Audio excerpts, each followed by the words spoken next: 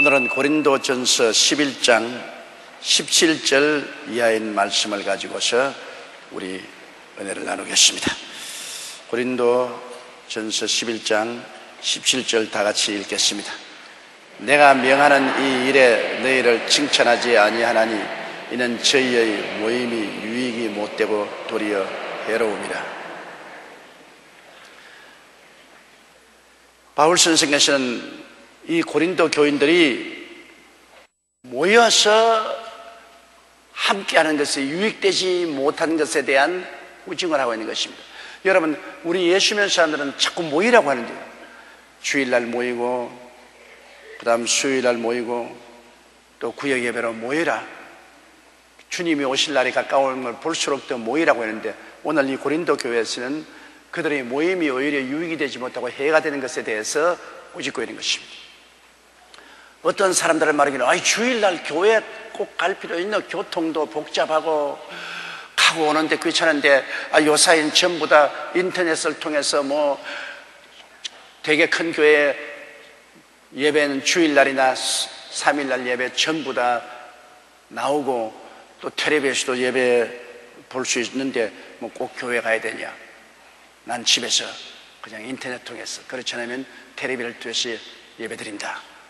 그래 턱 안락에 이제 편안히 앉아가 이렇게 해서도 이거 앉아서 볼 거 있나만 누워서 보자. 누워서 턱 하품 하히 하면서 그러다 끝나면 예배 잘 봤다. 그게 예배가 안 되는 이유가 있는지 압니까? 예배라는 것은 하나님께 제사 드리러 가는 것입니다. 그 제사의 제물은 무엇이냐? 옛날에는 구약시대에 짐승을 제물로 가지고서 집에서 제사 드리는 게 아니라 성전에 갔어야만 제물로 드릴 수 있습니다. 구약시대는 집에서 제물 절대 못 드려요. 반드시 성전에 가서 속죄제, 속건제 혹은 번제, 화목제, 감사제를 드렸죠. 오늘날에 와서는 예수님이 우리의 영원한 제물이 되었기 때문에 이제 우리가 제사드리는 것은 몸으로 제사드리는 것입니다. 성경 로마서 12장에 너희 몸을 하나님이 기뻐하시는 거룩한 산 제물로 드리라.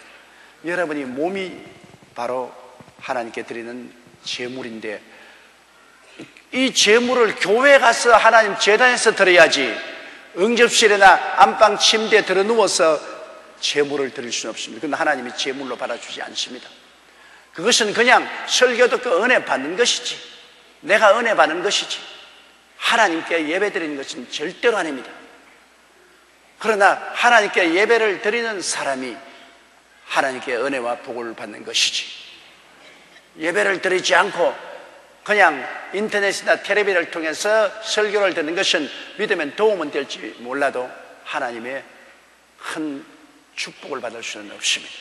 반드시 몸으로 산 제사드려야 돼요. 제사는 제단에 가서 드리는 것입니다. 여러분이 교회에 와서 앉아 있다는 것이 바로 여러분이 산 제물이 되어 있는 것입니다. 산 제사 드리는 것입니다. 하나님이 기뻐하십니다. 여러분은 제물로서 하나님 보시고 하나님은 여러분의 예배를 받으시고 기뻐하십니다. 여러분이 제물이에요. 여러분의 입술에서 나오는 예배와 찬양을 하나님이 기쁘시게 받으시는 것입니다. 그렇기 때문에 교회 안 나가도 좋다. 아직까지 이제 5일 근무제가 되기 때문에 토요일, 주일날은 놀모로 그냥 시골에 가서 영화관이나 모텔이나 호텔에 들어가서 인터넷이나 텔레비 틀어놓고 예배 보면 됐지 꼭 교회 찾아갈 수 없다.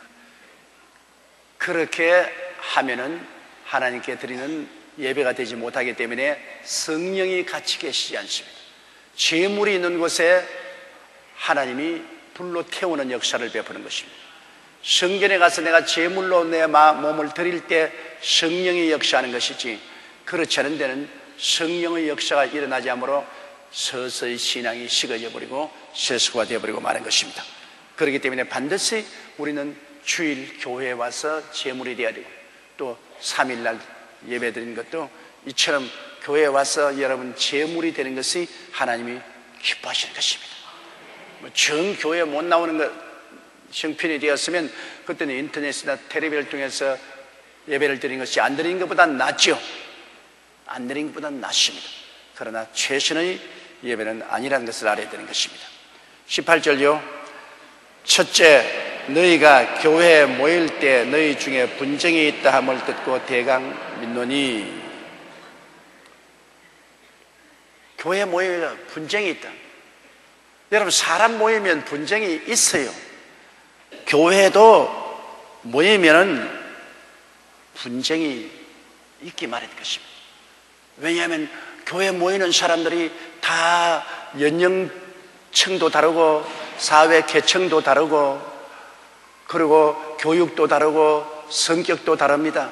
그런 분들이 한 자리에 모여가지고 서 있으니까 서로 다 경쟁 상태에 들어가게 되죠. 근데 교회가 다른 데보다 다른 것은 교회는 예수 그리스도의 사랑과 성령의 하나됨의 역사가 있기 때문에 다른 모임과 다른 것입니다.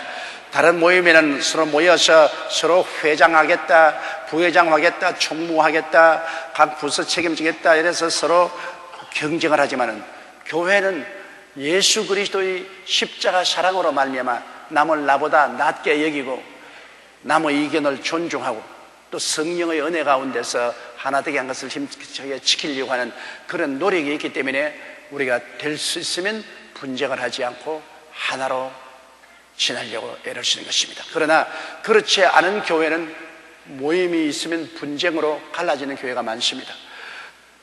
당회가 갈라지고 재직회가 갈라져 있고 남선교회는 남선교회대로 여성교회는 여성교회대로 뭐 권사회는 권사 안수사 다 파당을 만들어가 갈라져가지고 서로 밀고 땡기고 그래서 교회가 은혜롭지 못합니다. 왜냐하면 분열되어 있는 곳에는 반드시 마귀가 역사하거든. 하나 되게 하는 성령의 역사에 있는 곳에는 하나님의 은혜가 역사하지만 분열된 곳에는 반드시 마귀의 역사입니다. 왜냐하면 분열되어 있으면 서로 남의 약점을 자꾸 들춰내고 시기하고 질투하니까. 십계명 중에 내 이웃을 거짓 증거하지 마라 했는데 서로 큰 거짓으로 이웃을 파헤치고 거짓 증거하게 되고 내 이웃을 탐하지 마라 했는데 이웃이 더 잘 되면 못되게 하려고 자꾸 탐하고 핥히는 이런 일을 하게 되거든요. 그러므로 모여서 서로 분쟁이 있고 서로 파당이 생기면은 성령의 역사는 사라지고 마귀의 일이 일어나고 은혜는 떨어지고 교회 부흥은 그치는 것입니다. 그렇기 때문에 교회에서 가장 중요하게 되게 할 것은 예수 그리스도의 보혈로 구원을 받은 성도들은 성령의 하나 되게 하는 것을 힘차게 지켜야 되는 것입니다. 남을 나보다 낮게 여기고 오히려 내가 낮출지라도 언제나 하나 되게 하는 것을 힘차게 하나 되는 곳에 하나님의 성령의 역사가 일어나죠. 그래서 이 고린도 교회 바울 선생의 편지한 것은 첫째는 너희가 교회에 모일 때 너희 중에 분쟁이 있다함을 듣고 대강 믿노라. 그럴 것이라고 믿는다. 19절요. 너희 중에 편당이 있어야 너희 중에 옳다 인정함을 받은 자들이 나타나게 되리라. 그 편당이 생기면은 보면 이제 올바른 사람들, 나쁜 사람들이 드러나지 않아요. 원래 성령의 하나 되게 했으면 좋은데 하나 되지 않고 결국 갈라지면은 여러분 올바른 편하고 바르지 못한 편하고 반드시 드러나게 되는 것입니다. 둘 다 나쁜 것은 별로 없어요. 갈라지면 어떤 편은 좋고 어떤 편은 나쁜 편이에요. 제가 오랜 목회 생활하면서 가정 분쟁을 많이 다뤄봤는데요. 부부간에 문제가 생겨서 호소하는 걸 가만히 들어보면 남편 말만 들어보면 100번 남편 말이 맞아요. 그런데 또 아내 말을 들어보면 100번 아내 말이 맞아요. 그래서 두 사람 함께 갖다 놓고 말을 해보면 어느 편이 더 옳고 어느 편이 그러다는 것을 알 수가 있어요. 그런데 이 이제 분쟁을 하고 여기 성경 말씀에 편당이 생기면 그 편당 중에 옳은 사람도 있고 잘못된 사람이 분명히 드러난다는 것입니다. 편당이 생기면 안 생기게 되겠는데 생긴 다음에는 선한 편과 악한 편이 드러나게 되는 것입니다. 그 말을 말하는 것입니다. 너희 중에 편당이 있어야 너희 중에 옳다 인정함을 받은 자들이 나타나게 되리라. 그러나 편당이 오히려 없는 것이 낫지요. 편당이 있어서 올바른 사람, 옳지 않은 사람 분열하는 것보다는 편당이 없이 사랑으로 하나 되는 것이 훨씬 좋습니다. 20절요.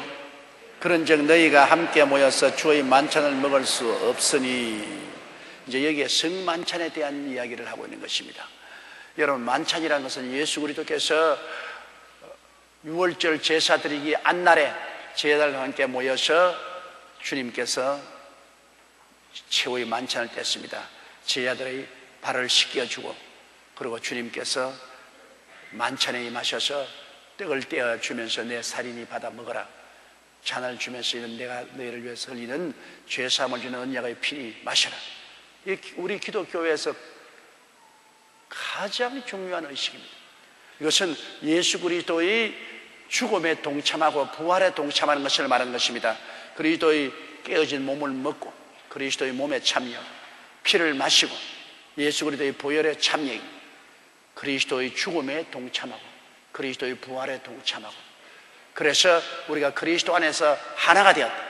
한 떡에 참여하고 한 피에 참여하니 우리가 모두 하나가 되고, 예수님이 십자가에서 대속을 통해서 주신 오중보험과 삼중 축복을 우리가 강하게 체험하고 받아들일 수 있는 기회가 되는 것입니다. 그런데 이제 이들이 고린도 교회에서 성찬 예식을 하는데 성찬 예식을 잘못하고 있어요. 이는 먹을 때 각각 자기의 만찬을 먼저 갖다 먹으므로 어떤 이는 시장하고 어떤 이는 취함이라. 그때는 성찬 예식을 교회 파티하고 겸했었습니다. 집집마다 음식을 가져와요. 부자들은 아주 좋은 음식에다가 잔뜩 포도주를 많이 가져오고, 가난한 사람들은 또 그렇게 좋은 음식은 아니지만 음식을 차리고 포도주를 적게 가져오고, 또 가난한 사람은 빈손 들고 와요. 음식이 없으니까 음식이나 포도주를 안 가지고 와요. 그래서 그들이 모여가지고서 식사를 같이 하면서 마지막으로 그것을 성찬 예식으로 끝을 맺히는 것입니다. 음식을 먹고 그 다음에는 포도주를 마시고 그것을 성찬 예식으로 대행을 시키는 것입니다.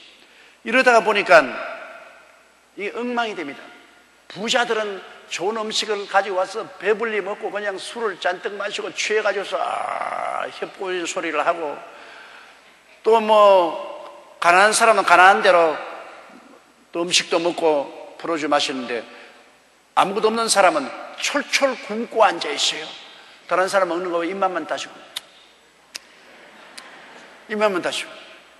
그러니까 이게 성찬 예식이 아니라 이거 완전히 갈등을 가져오고 위화감을 가져오고, 잘 부자들은 먹고 마시고 취하고 없는 사람은 배고프고 굶주리고 마음의 원망과 불평이 가득 찬 굉장히 잘못된 모임이 되었습니다. 그런 모임은 절대로 교회 가운데 있어서는 안 되겠지요. 교회 가운데서 먹고 마시는 것을 중심으로 해서 신앙생활을 해서는 안 되거든요. 먹고 마시는 것이 위주가 되면은 예배가 안 돼요. 교회는 우리가 마음을 다하고 뜻을 다하고 정성을 다하여 하나님 말씀을 듣고 기도하고 성령 충만하고 예배드리는 장소가 돼요. 먹고 마시는 것이 위주가 되어서는 안 되거든요. 고린도 교회가 문제가 생긴 것이 바로 그겁니다. 성도들이 교회 펠로십으로 오는데 그냥 오는 것이 아니라 집집마다 음식을 사서 와요. 음식을 사가지고 와요. 그걸 막 싹 섞어가지고서 잘 사는 사람이나 못 사는 사람이나 다 함께 섞어가지고서 또 안 가져온 사람도 함께 먹으면 좋은데, 잘 사는 사람은 잘 사는 사람끼리 모여서 좋은 음식 자기끼리 먹고, 중간빼기는 중간빼기에서 앉아가지고 섞여 먹고, 못 사는 사람 못 사는 데 앉아가지고 냉수만 마시고 앉아있고, 이렇게 되니까 위화감이 생기고 분쟁이 생기고 문제가 생깁니다. 그러고 난 다음에 예수님께서도 최후의 만찬 때 떡을 떼 잡수시고 술을 포도주를 마셔서 그래서 최후 만찬이니까 우리도 이게 만찬이다. 우리 만찬이다. 우리 먹고 마시고 만찬이다. 그러나 이렇게 되니까 아예 그냥 예배가 엉망이 되는 것입니다. 배부른 사람, 취한 사람이 있는가 하면 배고픈 사람, 슬퍼하는 사람, 원망하는 사람이 생기게 되는 것입니다. 그래서 21절을 다시 한번 읽으십시다. 이는 먹을 때 각각 자기의 만찬을 먼저 갖다 먹으므로 어떤 이는 시장하고 어떤 이는 취함이라. 22절요. 너희가 먹고 마실 집이 없느냐? 너희가 하나님의 교회를 업신여기고 빈궁한 자들을 부끄럽게 하느냐? 내가 너희에게 무슨 말을 하랴? 너희를 칭찬하랴? 이것으로 칭찬하지 않노라. 제가 말한 그대로 합니까? 먹고 마실 집이 없느냐 말이야. 먹고 마시는 일을 하려거든 집에서 하라. 집에서 먹고 마시고 하는데 왜 교회까지 음식을 가져와 가지고서 교회에서 예배당에서 먹고 마시는 경쟁을 하고, 부자들은 잘 먹고 잘 마시고 가난한 사람들은 못 먹고 굶주리고, 이래서 교회에 위화감을 가져오고 분쟁을 일으키게 하느냐? 어떤 사람은 배부르고 어떠한 사람은 시장하고, 이렇게 하는 것을 보고 내가 너희를 칭찬할 수 있겠냐? 마실 집이 없느냐? 하나님의 교회를 업신여기고 빈궁한 자를 부끄럽게 하느냐? 칭찬하지 못할 받을 짓이라는 것입니다. 그러므로 우리가 꼭 알아야 될 것은 교회를 먹고 마시는 처소로 만들어서는 안 됩니다. 교회는 신령한 것을 먹고 마시는 것이지 육신의 양식을 먹고 마시는 것이 아니고, 육신의 양식을 먹고 마시면서 아무런 영적인 유익이 없습니다. 교회는 와서 마음을 열어놓고 하나님 예배드리고 성령의 음성을 듣고 말씀을 듣고 기도하고 은혜 받고, 이것이 교회의 주 목적인 것입니다. 그러므로 너희가 먹고 마실 집이 없느냐? 너희가 하나님의 교회를 업신여기고 빈궁한 자를 부끄럽게 하느냐? 왜 가난한 사람은 음식도 잘 가져오지 못하고, 그러니까 잘 먹고 잘 마시는 사람 앞에 가난한 사람은 부끄럽고 열등을 싣고 좌절감을 느끼게 되는 것입니다. 23절요. 내가 너희에게 전한 것은 주께 바른 것이니 곧 주 예수께서 잡히시는 밤에 떡을 가지사. 바울 선생께서 말하신 이 성찬은 직접 주님께 계시를 받았다는 것입니다. 여러분, 바울 선생은 12사도 중에 한 사람이 아닙니다.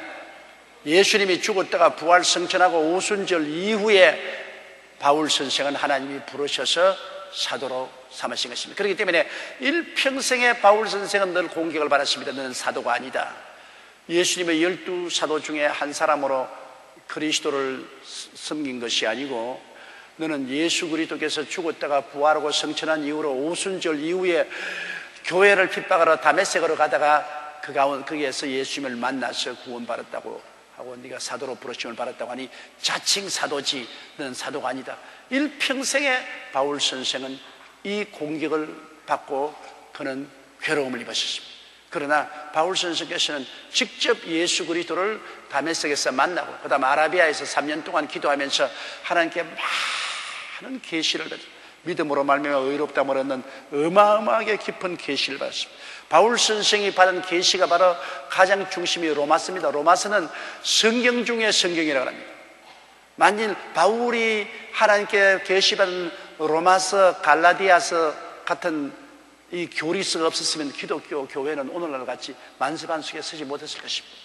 바울 선생은 그와 같이 깊은 하나님의 계시와 묵시를 받았습니다. 그러면서 주님께서 그 계시와 묵시 가운데서 바울 선생을 사도로 임명을 하셨어요.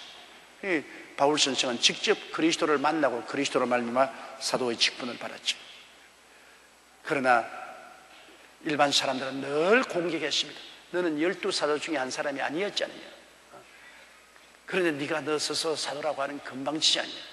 그런 공격을 늘 받았습니다. 그러나 바울 선생은 예수님 친히 제자로서 3년 동안 따라다니면서 안 배웠지만은 아라비아 3년에 가서 그는 그 사막에서 습거하면서 기도할 동안에 12사도들이 배운 그 지식보다 더 많은 계시를 예수님께로부터 받았습니다.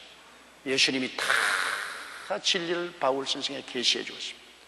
사람에게 배운 것이 아니라 직접 그리스도에게 배운 것입니다. 그때 그리스도가 직접 이 성찬 예식을 바울 선생에게 말씀해 주었습니다. 그러므로 내가 너희에게 전한 것은 주께 받은 것이니, 사람에게 가르쳐 주는 받은 게 아니다. 성찬 예식은 주님께 직접 받은 것이니 곧 주 예수께서 잡히신 밤에 떡을 가지사 24절요 축사하시고 떼어 가라사대 이것은 너희를 위하는 내 몸이니 이것을 행하여 나를 기념하라 하시고. 바울이 계시를 받았는데 예수님이 성찬 예식을 하는 그 모습을 바울에게 보여주신 것입니다. 예수님이 떡을 떼어서 주시면서 이게 내 몸이니 받아 먹어라. 여러분, 떡은 한 덩어리 아니에요. 한 덩어리에서 다 떼어서 먹었으니 여러분, 우리가 다 떡 한 덩어리에 소속한 하나입니다. 예수 그리스도의 한 몸에 속해서 우리가 여러 사람이 많아도 한 떡을 나누어 먹었기 때문에 예수 그리스도의 몸에 소속한 한 덩어리인 것입니다. 하나인 것입니다. 우리는 따로따로 분리될 수 없어요. 하나인 것입니다. 그런데 여러분, 이 몸은 무엇을 의미하는 것입니까? 이 몸은 우리가 이스라엘 백성들이 애굽에서 나올 때 어린 양을 잡아서 피는 문설주에 바르고 그 고기는 먹었지 않습니까? 바로 예수 그리스도의 몸을 상징하는 것입니다. 유월절 어린 양은 바로 예수 그리스도를 상징합니다. 예수 그리스도는 우리들의 유월절 양이 되었으니까요. 피는 문설주에 발라서 심판이 들어오지 못하게 하고 고기는 먹었는데 그 고기를 먹음으로 말미암아 어떤 일이 생겼냐? 그들이 광야를 통해 나올 수 있는 큰 힘을 얻게 된 것입니다. 그들이 다 고침을 받았습니다. 어린 양의 살을 먹고 고침을 받았어요. 어린 양의 살을 먹고. 그러고 난 다음 어린 양의 살을 먹고 나가는데 그냥 나갔습니까? 아닙니다. 애굽 사람에게 은과 금을 구하라 그랬습니다. 그래서 은과 금을 가면서 구하니까 애굽 사람들이 가지고 있던 은과 금 폐물을 다 이스라엘 사람에게 덤으로 이스라엘 사람이 나갈 때 빈손으로 나가지 않았습니다. 전부 은과 금을 잔뜩 얻어서 나갔습니다. 성경이 그렇게 말하시요 그들이 은과 금을 가지고 나갔으며 그들 중에 약한 사람이 한 사람도 없었다고 말하셨습니다.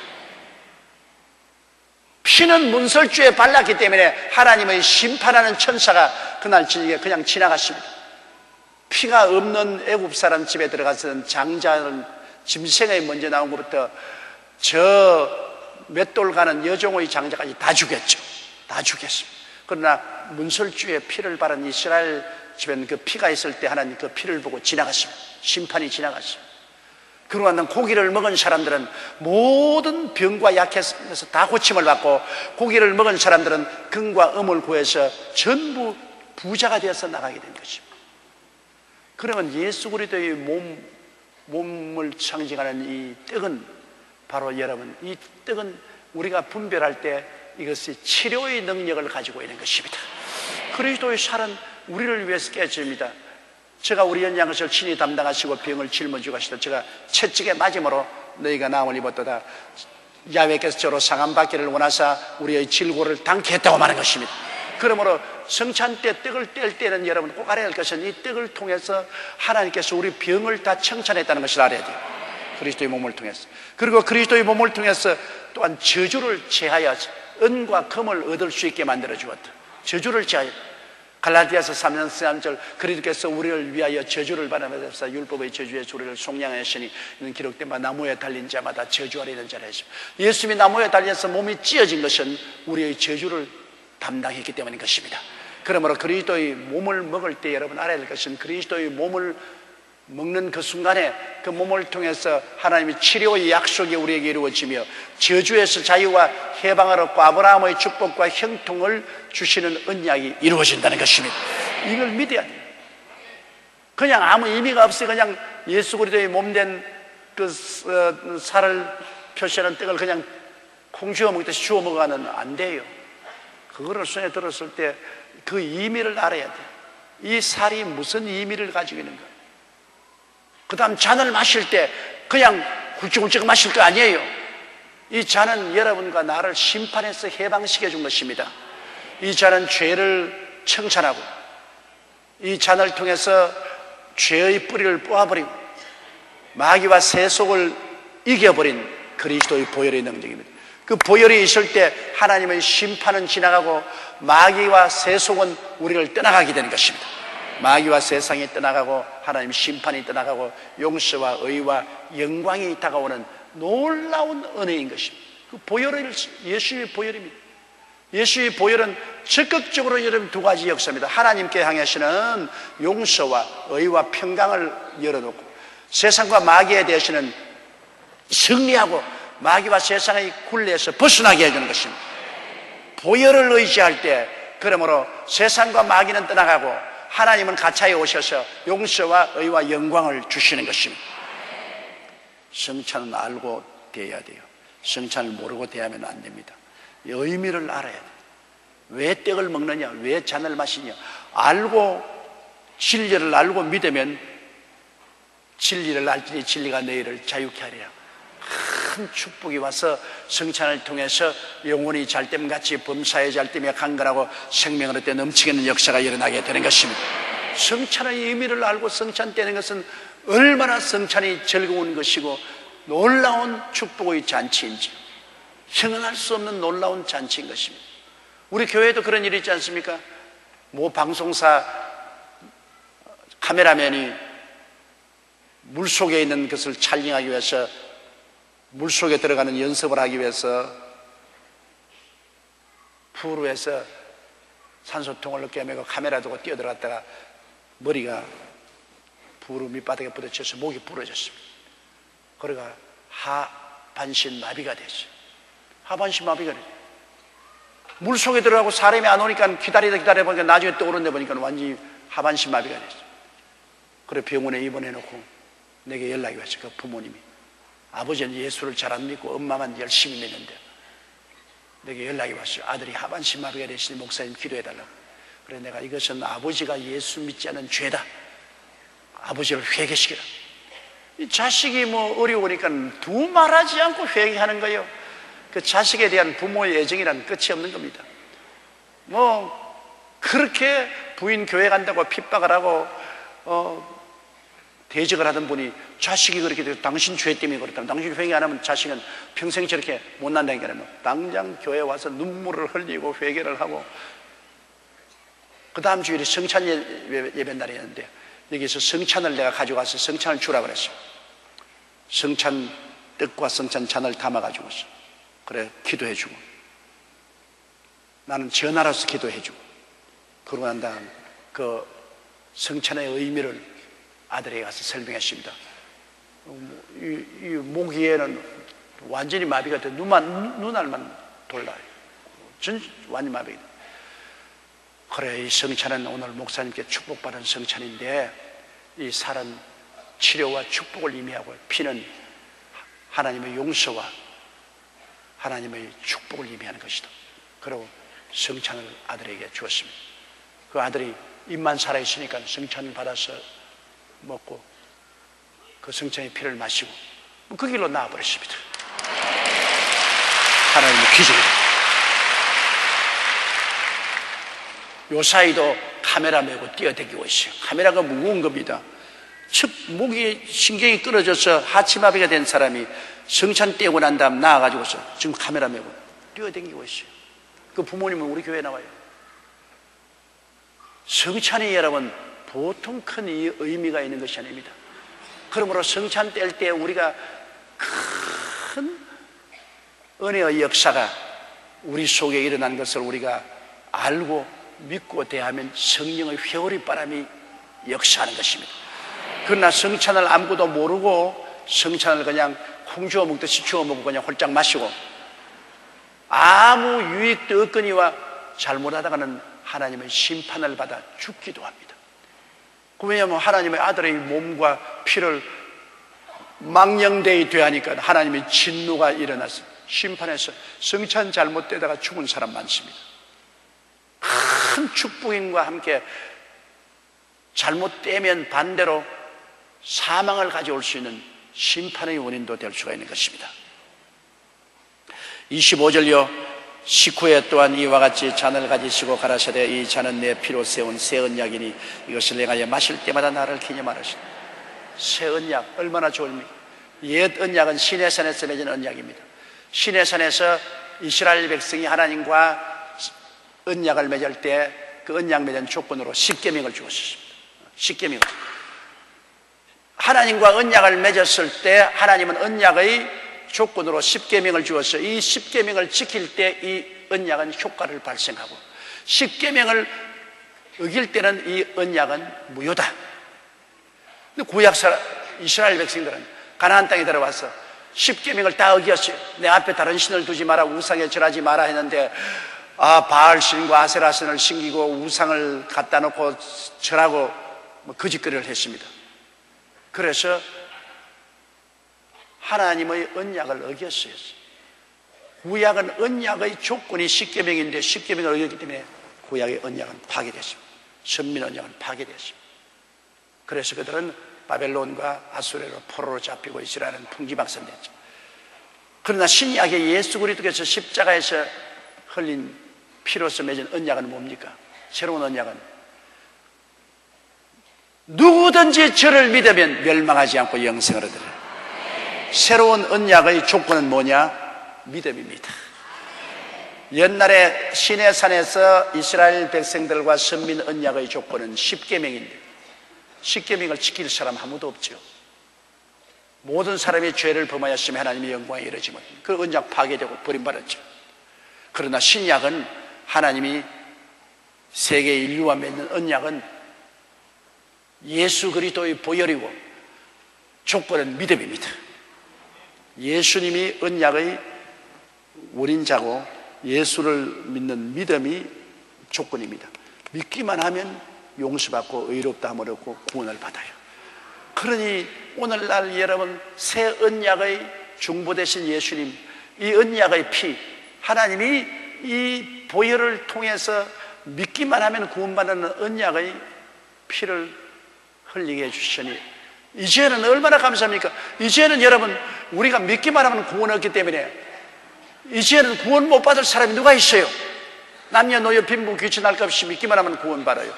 그러면 계명을 어기면 하나님께 매를 맞고 상급이 없어요. 우리가 하나님의 계명을 지키고 하나님을 거룩하게 섬기면 그 다음에는 우리가 하늘나라에 상급을 받고 칭찬을 받아요. 그 계명을 어기면 하나님 성령이 떠나고 매를 맞고 우중을 들어요. 그러나 십계명의 구원의 조건은 아닙니다. 우리는 이제는 예수를 믿음으로 말미암아 구원을 받게 되는 것입니다. 물론 예수를 믿고 하나님을 섬기는 사람이 우상의 다른 신을 섬길 일도 만무하고 우상에 절할 일도 만무한 것입니다. 그건 만무하죠. 이러므로 새 언약의 피 얼마나 중요합니까? 이 피가 마음속에 큰 증거됩니다. 이 피를 마음속 문설주에 발라놓으면, 믿음으로 발라놓으면 심판이 지나가 버리는 것입니다. 사망의 심판이 지나가고 마귀와 세속이 지나가 버리고 우리는 그 보혈의 실크로드를 따라서 천당으로 올라가게 되는 것입니다. 피의 언약, 피의 언약 얼마나 귀한지 모르겠습니다. 구약은 언약을 맺고 짐승의 피를 흘리는데 우리 신약은 예수 그리스도 하나님의 아들의 피를 흘려서 언약의 도장을 친 것입니다. 그러므로 주님께서는 꼭 이것을 기념하라 그랬습니다. 기념하라. 떡을 먹고 잔을 마신 그리스도가 십자가에 못 박혀 몸을 찢고 피 흘린 것을 너희들이 항상 잊지 말고 기념하라. 이것이 우리 구원의 근본이기 때문에 이걸 잊으면 안 돼요. 늘 기념해야 돼요. 늘 기념해야 돼요. 그래서 우리는 그리스도께서 우리 위해서 십자가에서 고난당한 그 충만한 은혜를, 그 깨어진 몸과 흘리신 보혈을 통해 주신 오중보험과 삼중 축복을 우리가 누려야 돼요. 오중 축복과 삼중 축복이 중요한 이유는 이 모든 것이 예수 그리스도의 깨어진 몸과 흘리신 피를 통해서 우리에게 주는 하나님이 충만한 은사이기 때문인 것입니다. 26절요. 너희가 이 떡을 먹으며 이 잔을 마실 때마다 주의 죽으심을 오실 때까지 전하는 것이라. 자, 이 떡을 먹으며 이 잔을 마실 때마다 주님이 십자가에 죽으신 그 위대한 은총을 오실 때까지 전도하는 가장 근본적인 하나님의 은혜가 됩니다. 왜? 십자가에 깨어진 몸과 흘리신 피를 통하여 첫째로 죄 용서와 의로움과 하나님의 영광을 받게 되지요. 둘째로 세상과 마귀를 물리치고 성령 충만과 천국이 임하지요. 셋째, 그 십자가를 통해서 치료와 건강을 얻지요. 넷째, 저주에서 해방되고 아브라함의 복을 얻지요. 다섯째, 예수 그리스도의 재림과 부활을 체험하게 되는 것이니 이 성찬이야말로 그 내용이 주님 오시는 그때까지 우리가 전도하는 전도의 내용이 되는 것입니다. 우리가 전하는 오중복음이 되는 것입니다. 오중복음 한번 말해볼까요? 첫째로 용서와 의의 복음. 크게 따라했어요. 용서와 의의 복음. 둘째로 성령 충만과 선결의 복음. 셋째로 치료와 건강의 복음. 넷째로 아브라함의 축복과 형통의 복음. 다섯째로 부활과 영생 복음. 여러분, 이 오중 복음이 다 어디서 나옵니까? 그리스도의 깨어진 몸과 흘리신 피에서 나온 것입니다. 그러므로 너희가 이 떡을 먹으며 이 잔을 마실 때마다 주의 죽으심을 오실 때까지 전하라. 그 내용을 전하라. 그 내용을.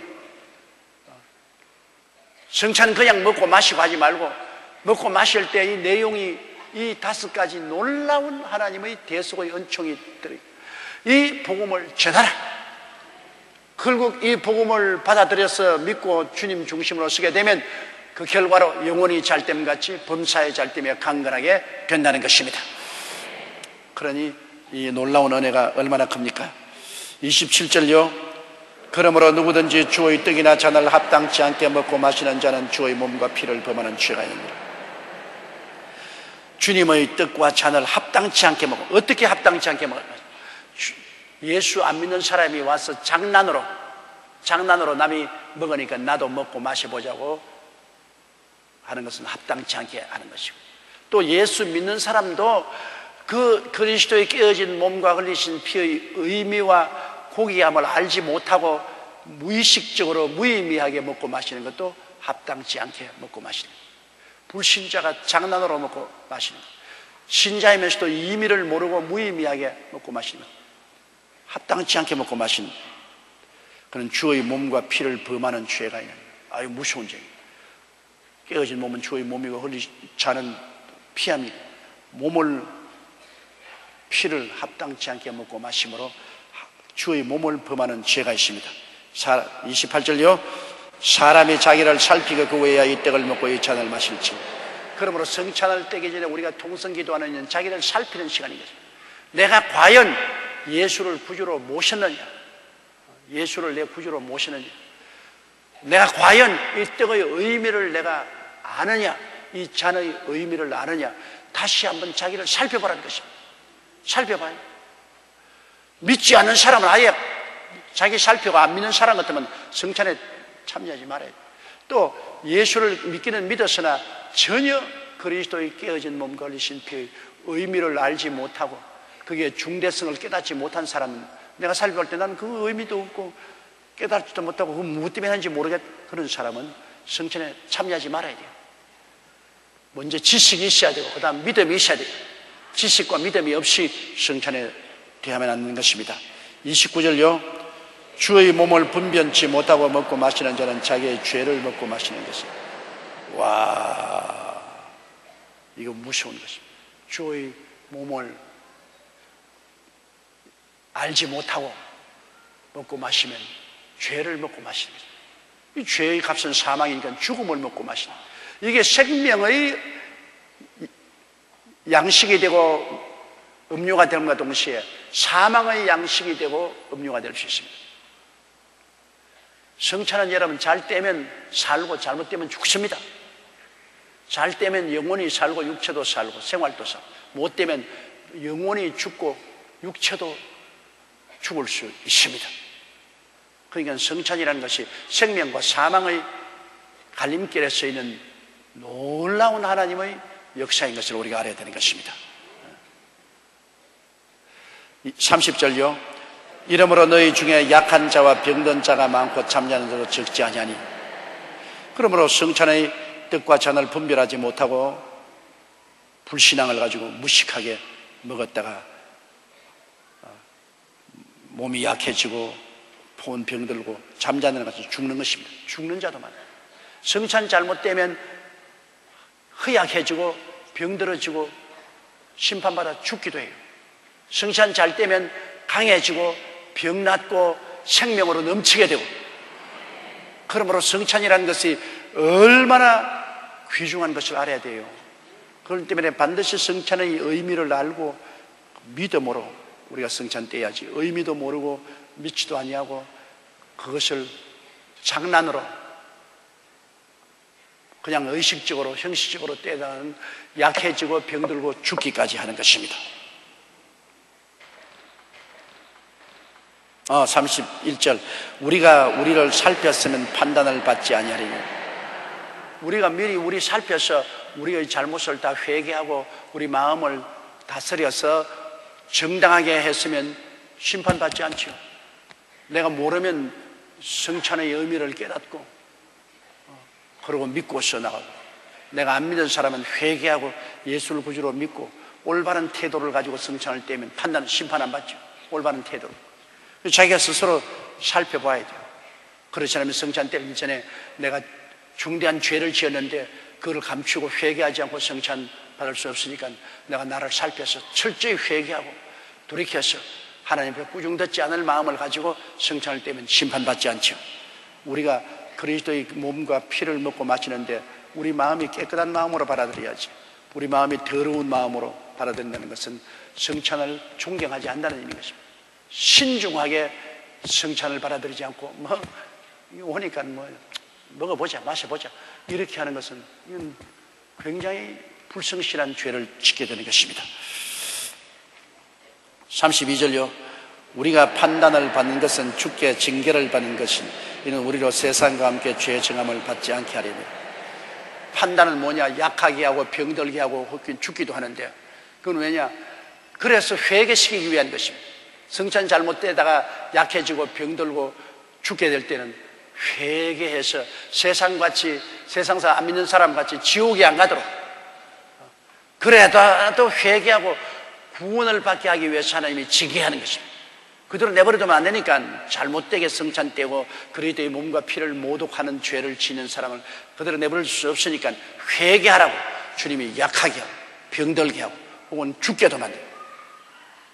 회개 안 하면 죽죠. 그러니까 하나님이 징계를 때리는 것은 회개함으로 말미암아 안 믿는 사람처럼 멸망받지 않도록 깨닫게 하려고 주님께서 징계를 하는 것입니다. 그러면 우리가 비록 성찬뿐 아니라 우리가 살아갈 동안에 우리의 생활 환난이나 공고나 적시나 위험이나 기근이나 칼이나 여러 가지 어려운 일이 닥쳐오면 먼저 회개해야 돼요. 혹시 내가 하나님 범죄해서 잘못해서 이런 것이 징계로 오는 것이 아닌가 우리가 알지 못하기 때문에 회개해야 돼요. 우리가 고난당하면 야고보서에 너희 중에 고난당하는 이냐 저는 기도할 것이요 즐거워하는 자냐 찬양할 것이는데, 고난당하면 기도하고 회개해야 되는 것입니다. 고난당하면서도 회개하지 않고 자꾸 자기가 올바르고 정당하다고 고집을 부리는 사람은 그것은 나중에 버림을 당하는 거죠. 고난당하면 어떻게 되었든지 자원 내가 회개하고 깨어지고 하나님께 손들고 나오고 더 헌신하는 그런 삶이 이루어져야만 되는 것입니다. 자, 33절요 그런즉 내 형제들아 먹으러 모일 때 서로 기다리라.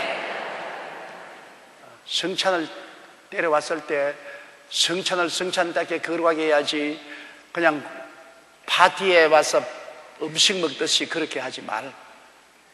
성찬을 인도하는 지도자를 따라서 기다려라. 그 다음 34절요 만일 누구든지 시장하거든 집에서 먹을지니 이는 너희의 판단받는 모임이 되지 않게 하려 함이라. 그 남은 것은 내가 언제든지 갈 때에 규정하리라. 성찬을 성찬답게 떼야지 그걸 먹는 파티로 만들지 마라. 배고프거든 집에서 먹고 오너라. 집에서 마시고 오너라. 이게 성찬은 거룩한 그리스도의 몸과 피에 참여하는 예식이지 파티가 아니다. 그 성찬을 파티로 만들지 마라. 이제 우리는 지금 파티를 안 만들고 우리는 성찬에 조그마한 떡 조각과 조그마한 잔을 마시니까 이거 가지고 뭐 배불릴 일도 없고 취할 일도 없습니다. 근데 고린도 교인들은 아예 그냥 식탁을 차려놓고 그냥 잔을 포도주를 갖다 놓고 그냥 막 먹고 막 마시고 이렇게 해서 성찬을 성찬답게 하냐고 파티로 만들었기 때문에 큰 오류를 범했습니다. 그래서 바울 선생이 이것을 교정시키는 것입니다. 배고픈 사람은 집에서 다 먹고 오고, 그리고 성찬을 뗄 때는 다 기다려서 성찬을 인도하는 사람의 지시를 따라서 떡을 떼고 잔을 마시고 하나님께 심판받는 모임이 되지 말고 축복받는 모임이 되라고 말씀하신 것입니다.